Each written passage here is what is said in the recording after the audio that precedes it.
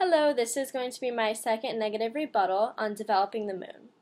So, my opponent defined terms as exporting or making available the natural resources of the region.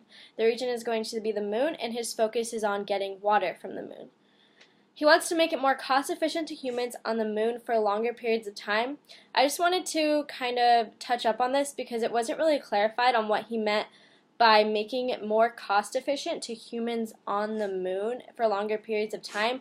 There was really no clarification on the cost efficiency and what he meant by that, and also allowing us to explore other regions in our solar system for resources.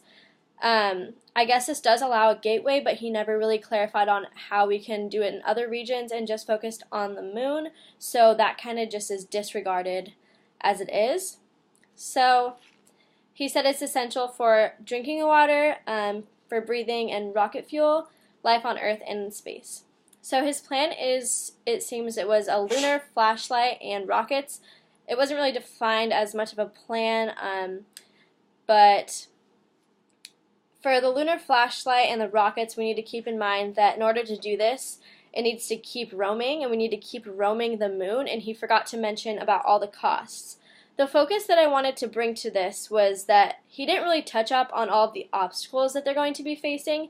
He kind of just saw it as like this happy thing of just going to the moon and that it's going to be done. But he really did not think about all of the obstacles that it takes to get there, and he just focused on everything else and just that feeling of accomplishment, even though that's a fallacy within itself because you can't just jump to the conclusion. It's a slippery slope fallacy.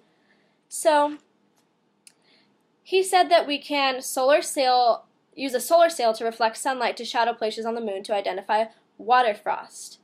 Yes, this is a great thing that we could do. We could, find places on the moon that we couldn't see before. But the obstacle within that draws down to money and time.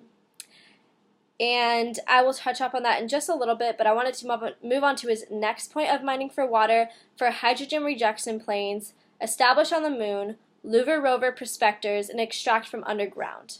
This all seems so great in a perfect world, but we do not live in a so-called perfect world that he is envisioning here.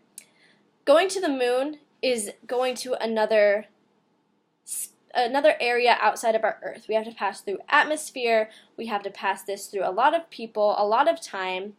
Lives could be in danger, and you're forgetting one big thing: money. Where are we going to be getting this funding, and who is going to decide what we're going to be using this funding for? So I have developed some obstacles that we are going to be facing with this, and this is just a small amount. So the first one is going to be the government.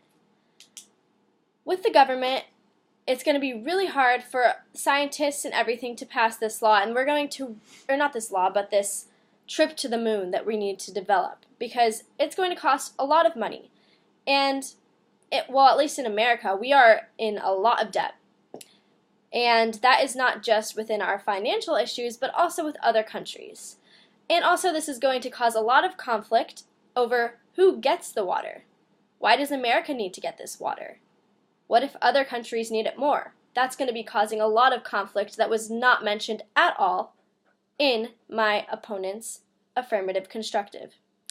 He also forgot to mention the fact that we're going to need to go back and forth to the moon, which costs a lot of time, effort, fuel, and, as I said before, money. Where is this all going to be coming from? He never ever mentioned the fact that we're going to need to go back and forth, and also who will go to the moon and how will we be keeping them happy there. Yes, we can send robots to the moon and all this, but we're going to need to have some type of human interaction with getting them there, and it involves a lot of employment and a lot of money spent on them and what they need to stay alive. So what I've come up with is a counterplan. This counterplan is going to be somewhat of a permutation.